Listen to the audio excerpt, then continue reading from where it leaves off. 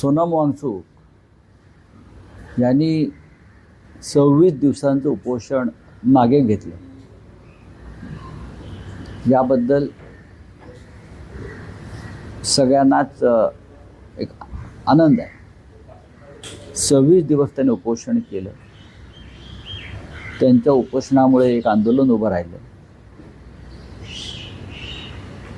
देशातली युवा पिढी रस्त्यावर उतरली, इतर लोक रस्त्यावर उतरले, आजही आहेत ते.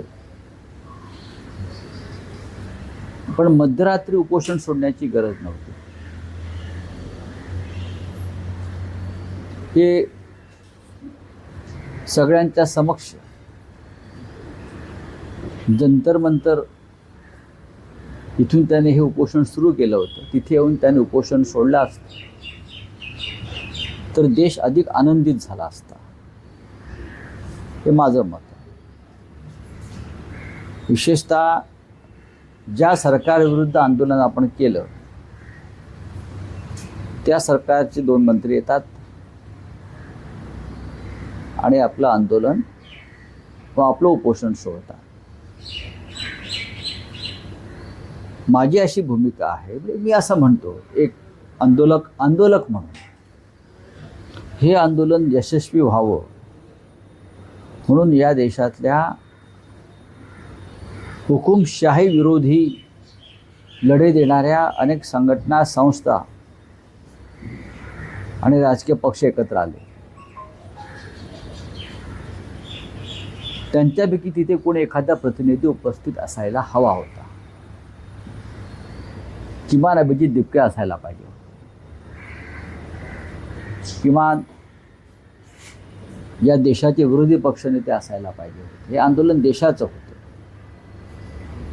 सरकारने कोणत्या मागण्या मान्य केल्या याच्याविषयी अजूनही संभ्रम आहे.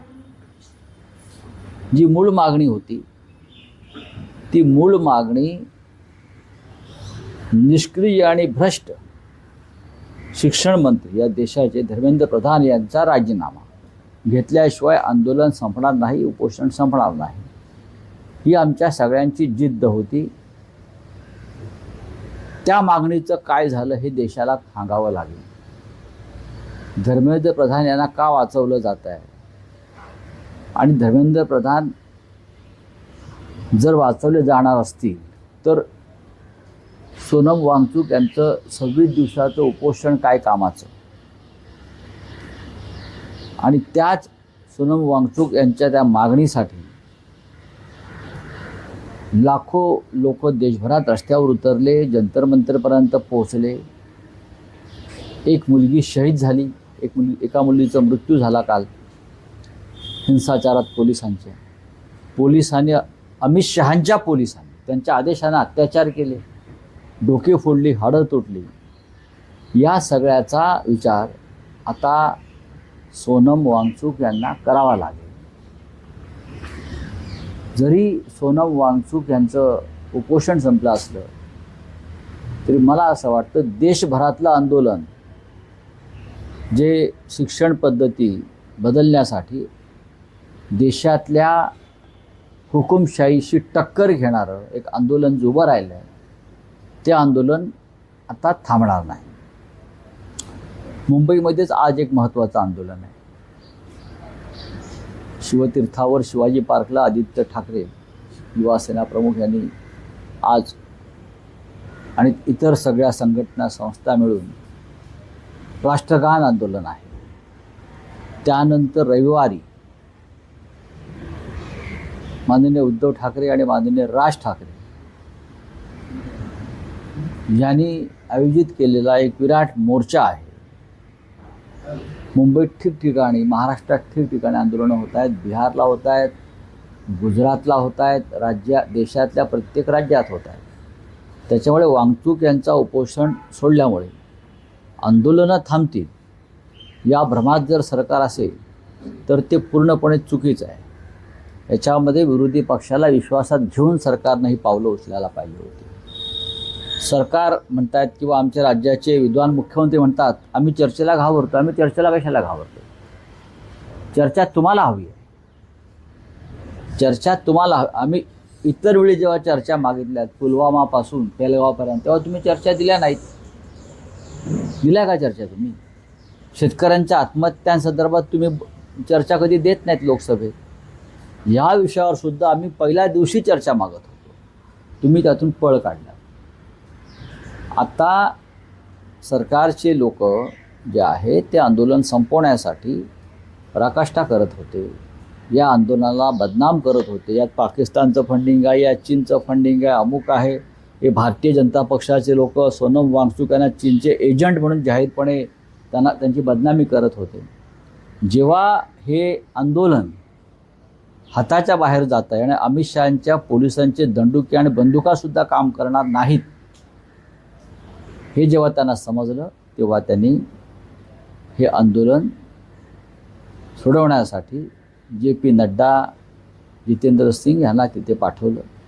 पण ठीक आहे, आमचं सर्व गोष्टींवर बारीक लक्ष आहे. रावसाहेब, सोनम वांगचुक यांनी उपोषण मागे घेतल्याचं तुम्ही समाधान, आनंद व्यक्त केला, पण ज्या व्यवस्थेविरुद्ध किंवा ज्या सरकार ती व्यवस्था तशीच आहे, आंदोलन होतं त्यांच्या प्रतिनिधींकडून अन्न घेणं किंवा हे चुकीचं आहे. हे चुकीचं आहे, हे नैतिकदृष्ट्या चुकीचं आहे. सोनम वांगचुक यांनी उपोषण जर सोडायचं होतं तर एका अत्यंत जखमी झालेल्या पोलिसांच्या लाठी हल्ल्यात त्या मुलीकडून, त्या कार्यकर्त्याकडून त्यांनी ते उपोषण सोडायला पाहिजे.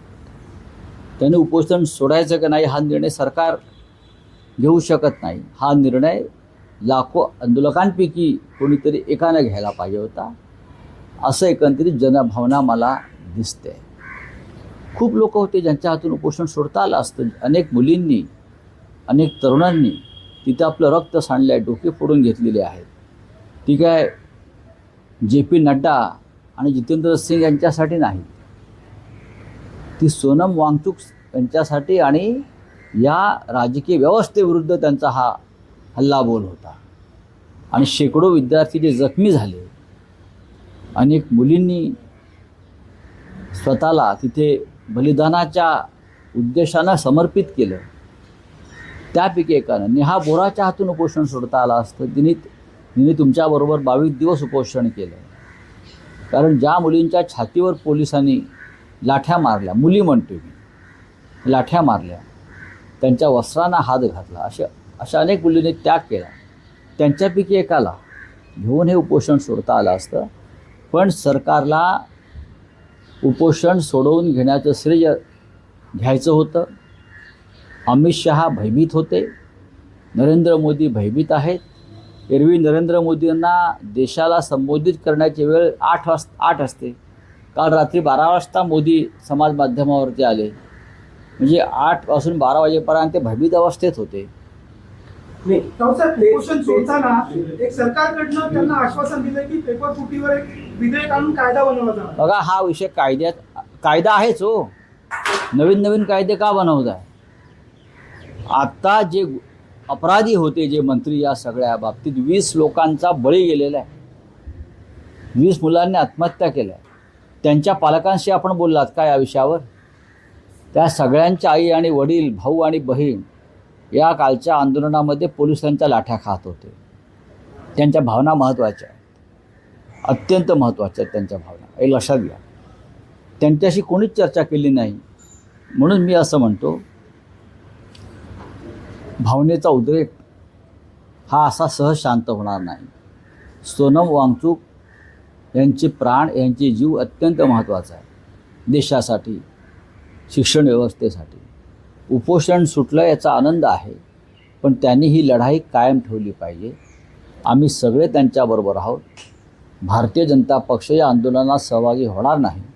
त्यांनी हे आंदोलन बदनाम करण्याचा प्रयत्न केला, त्यांनी वांगचुक यांना बदनाम करण्याचा प्रयत्न केला, त्यांना वांगचुक यांना परदेशी एजंट ठरवलं, आणि ते एजंट ठरवण्यामागे या 2 मंत्र्यांच्या हातून त्यांनी उपोषण सोडलं, ते सुद्धा आहे. नाही रावसाहेब, तेच उपोषण मागे सोडण्यातला आणखी एक मुद्दा असा आहे की त्यांनी मध्यरात्री हॉस्पिटलमध्ये सरकारच्या प्रतिनिधींकडून, जे प्रतिनिधी त्यांच्याशी चर्चा करत होते, त्यांच्याकडून अन्न घेतलं आणि उपोषण मागे घेतलं.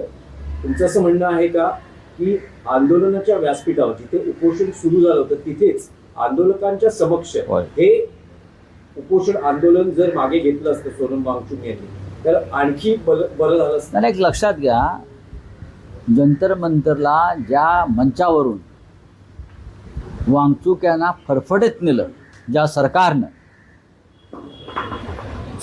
आंदोलनाची अप्रतिष्ठा करून, बेआबरू करून आंदोलन चिरडून टाकण्यासाठी 20व्या दिवशी 21व्या दिवशी क्रूश झालेले वांगचूक यांच्याभोवती पांढरी चादर उभी करून भिंतीसारखी त्यांना अक्षरशः स्ट्रेचरवरून सुद्धा नेलं नाही, त्यांना फरफटत नेलं. त्या सरकारला हे दाखवायला पाहिजे होतं आम्ही सगळ्यांनी की त्याच जागेवरती आम्ही जाऊ आणि आम्ही उपोषण सोडू. कारण हे आंदोलन देशाचं होतं, हे आंदोलन एका व्यक्तीचं नाही. एकटी व्यक्ती जेव्हा उपोषण करते, आंदोलन करते, तेव्हा त्याला काय अर्थ नसतो. असे रोज अनेक लोक बसतात उपोषणाला. पण जेव्हा त्या आंदोलनासाठी लाखो लोक रस्त्यावर उतरतात तेव्हा ते आंदोलन देशाचं आंदोलन होतं, लक्षात घ्या. त्याच्यामुळे त्याच जागेवरती येऊन या हुकुमशाही सरकारच्या नाकावर टिचून हे आंदोलन, हे उपोषण सगळ्यांचा साक्षीनं त्यांनी सोडलं असतं तर त्या दिवशी ती रात्र ही राष्ट्रीय तेजानं तळपून निघाली असते. नाही, पण राऊत साहेब, एक असं आहे की आता पुढे काय, जे तुम्ही म्हणतात सगळ्यांचंच लक्ष आहे. कारण सोनम वांगचुक यांनी आपलं उपोषण मागे घेतलं, हे आंदोलन धर्मेंद्र प्रधान यांचा राजीनामा आम्ही घेऊनच मागत थांबेल. नाही, हे बघा, अण्णा हजारे यांचं उपोषण संपलं, त्यानंतर अण्णा हजारेही संपलं.